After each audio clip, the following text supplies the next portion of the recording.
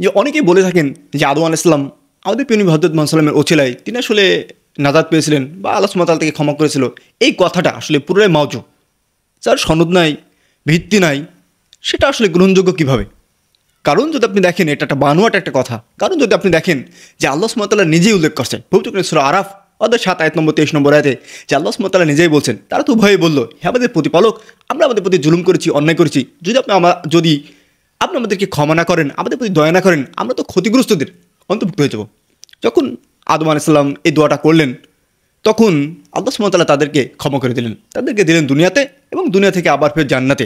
ঠিক এই দোয়ার মধ্য দিয়ে আর যারা বলে থাকেন যে রাসূল সাল্লাল্লাহু আলাইহি সাল্লামের ওছিলায় আদম আলাইহিস সালাম মুক্তি পেয়েছিলেন, এই কথাটা পুরোটাই ভিত্তিহীন, যার আসলে কোনো সনদ নাই, যেটা মাওজু।